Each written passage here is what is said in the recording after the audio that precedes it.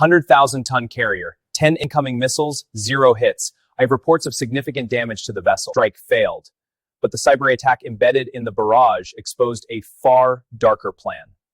Iran fired its missiles directly at a United States carrier strike group, and then it failed, completely, decisively, and in a way that shocks Tehran to this very day. Somewhere over the contested waters between the Strait of Hormuz and the open Persian Gulf, a fire control radar operator stares at his display. His hands are steady. His breathing is not. The screen erupts with data, multiple inbound contacts, fast movers, climbing hard off the Iranian coastline in rapid succession. The timestamp reads, March 9th. An alarm tears through the Combat Information Center of the USS Eisenhower. A voice cuts through the noise, crisp, cold, absolutely professional. Inbound. Track established. Weapons free. 120 seconds. That is all the time that exists between first detection and terminal impact at these closing velocities. 120 seconds to determine whether the most powerful warship afloat survives the night. 90 seconds. The world beyond those steel bulkheads has no idea what is happening above its ocean.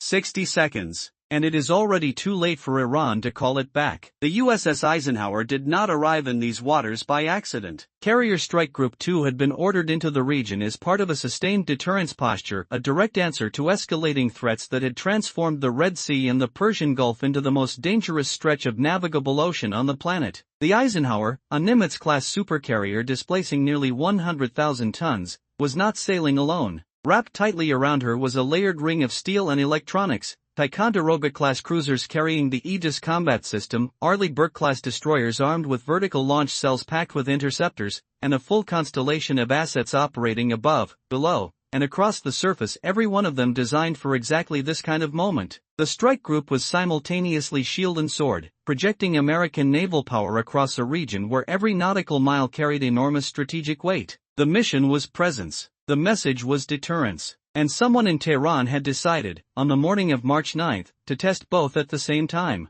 But what happened next wasn't simply a test, it was a coordinated attempt to break the backbone of American naval dominance in the region, executed with a precision that surprised even those who had wargamed it. Iran's barrage on March 9th was not improvised. Intelligence analysts who reviewed the engagement afterward described it as a carefully sequenced strike package, reportedly coordinated across multiple launch platforms spread along the Iranian coastline and potentially from forward proxy positions further south toward the Red Sea. The missiles, a combination of ballistic and cruise variants, were fired in a deliberate staggered pattern. This is a classic saturation tactic. It forces layered point defense systems to prosecute multiple independent threats simultaneously, arriving from different altitudes and different vectors, each one demanding its own engagement solution, its own interceptor expenditure. Some of the inbound weapons came in high and fast, ballistic profiles, steep terminal angles, supersonic. Others skimmed the surface of the water, radar-hugging sea skimmers designed to vanish into the clutter of wave returns until they were nearly on top of their target. The barrage was architected to be complex. It was architected to overwhelm. And for several terrifying minutes over the Persian Gulf, it came closer to achieving that than most people will ever be cleared to know. The first indication did not come from shipboard sensors. It came from space. A surveillance asset overhead registered the thermal bloom of a launch, then another, in succession across multiple firing positions. That data was compressed, encrypted,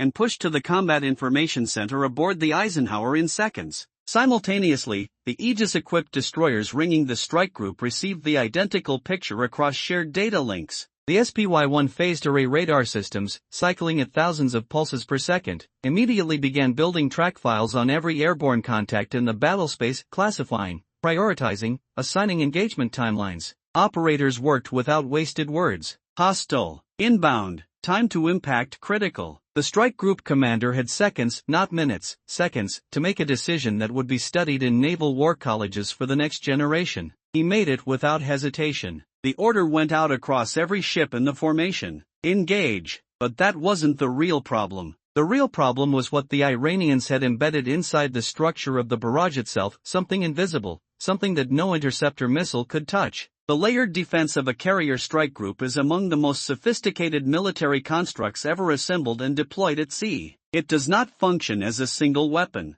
It functions as an integrated, mutually supporting ecosystem of capabilities stacked in depth. The outermost layer begins with electronic warfare, jamming, spoofing, decoying, bending and breaking the guidance systems of inbound weapons before they ever reached the inner engagement envelope. Ships in the strike group reportedly initiated electronic countermeasure broadcasts immediately upon track establishment, reportedly altering the flight paths of at least a portion of the inbound weapons away from the carrier herself. Behind that, the standard missiles SM-2 and the longer range, more capable SM-6 were already climbing off their vertical launch cells, streaking upward into the darkened sky in columns of white fire and compressed gas. These are purpose-built long-range interceptors. Fast, precise, designed to kill exactly these threat profiles at exactly these ranges. Behind them, as a closer-in backstop, the evolved Sea Sparrow missiles, the ESSM, waited in their quad-packed cells, reserved for anything that broke through the outer layers. And at the innermost ring, cold and mechanical and absolutely merciless, the CIWS close-in weapon systems spun their multi-barrel Gatling cannon systems to active standby, the final barrier between an inbound warhead and the flight deck. Every layer activated, every system online. The strike group had become a moving fortress doing 30 knots across the surface of the Earth. The intercepts began at altitude. The first SM-6 found its target approximately 40 miles out, a ballistic re-entry vehicle in steep terminal descent, coming down nearly vertical, supersonic, built to punch through steel and detonate inside a flight deck. The detonation was visible from the Eisenhower's bridge watch, a sharp white flash in the high dark above the horizon, then silence, then nothing.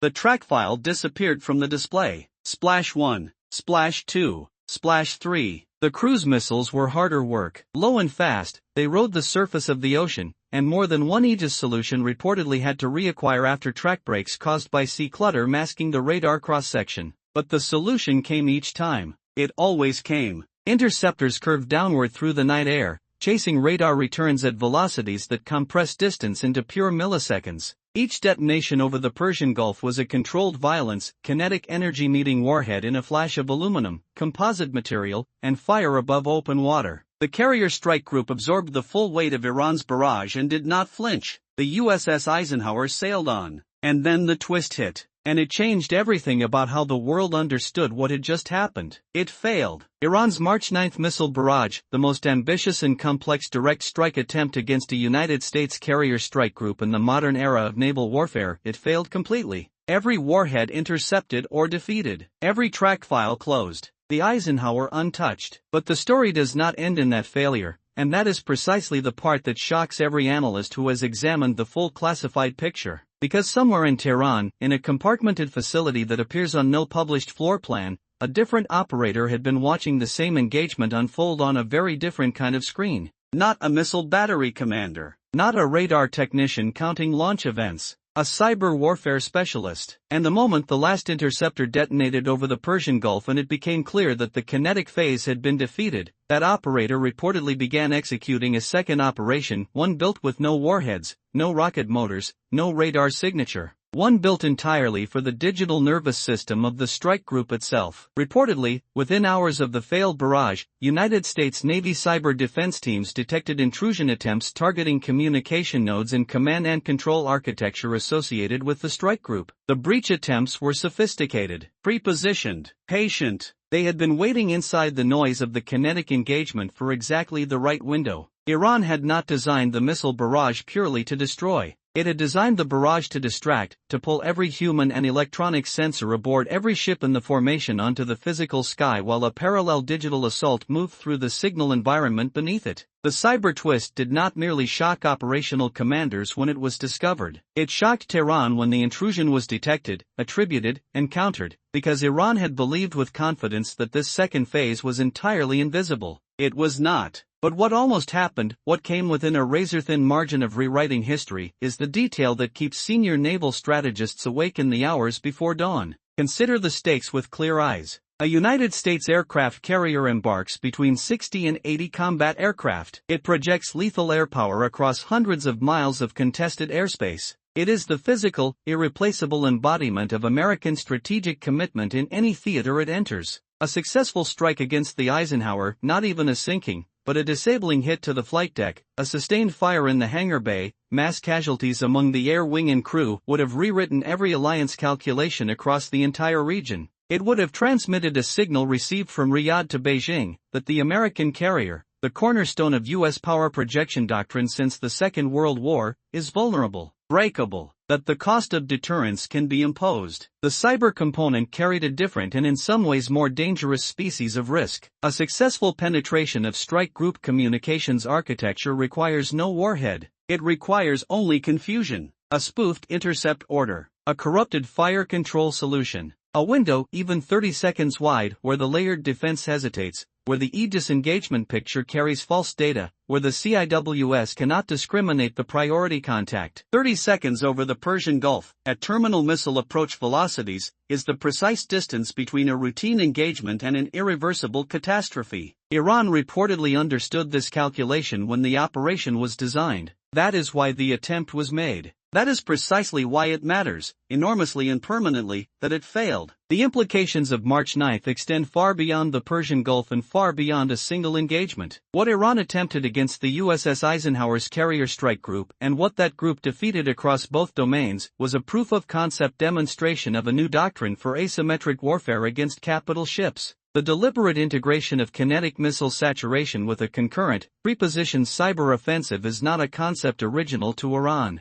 It is a doctrine that has been studied, wargamed, and iterated upon by multiple adversarial military establishments for years. The world's other great power competitors watched this engagement with professional attention. What the engagement confirmed is a dual and critical lesson. American carrier strike group defense in the kinetic domain is formidably, demonstrably capable, and the United States Navy's cyber resilience architecture has matured to a level where intrusion attempts can be detected, attributed, and countered in near real time even while a simultaneous kinetic engagement is consuming the full attention of every active defense system aboard. That second lesson, the cyber lesson, may ultimately be the more strategically significant of the two. Because missiles are visible, they can be counted at launch. Their trajectories can be calculated, their warheads estimated, their time of flight tracked from space. But a cyber offensive leaves no smoke plume, no radar return, no thermal bloom detectable from orbit. It exists in the signal lines, in the encrypted data packets, in the microsecond gaps between authentication exchanges inside a combat network. Countering it demands a different kind of warrior entirely, one who has never fired a conventional weapon, but whose battlefield encompasses every network system aboard every vessel in the group, simultaneously, under fire. The fact that the cyber twist was identified, reportedly attributed to Iranian state actors with high confidence, and neutralized without degrading the strike group's operational posture through an active engagement is a strategic statement as loud and as clear as any interceptor climbing off a vertical launch cell. Tehran heard that statement, and the silence that came afterwards said everything. The USS Eisenhower is still out there, somewhere beneath a sky that has seen too many fire trails and too many detonation flashes.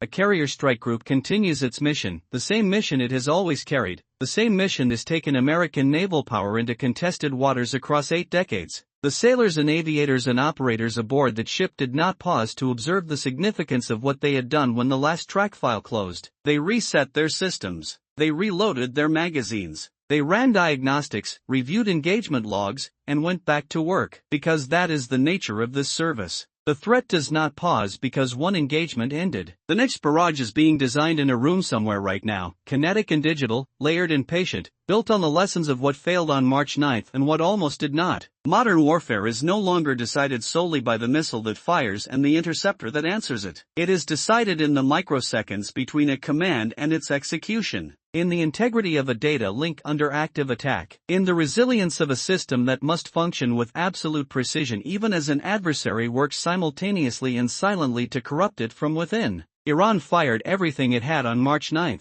The barrage failed. The cyber twist was seen, countered, and exposed. And the USS Eisenhower sailed on, a testament to the doctrine, the technology, and the human beings who stand at the intersection of both, in the dark, over deep water, carrying the full weight of everything that depends on them getting it right.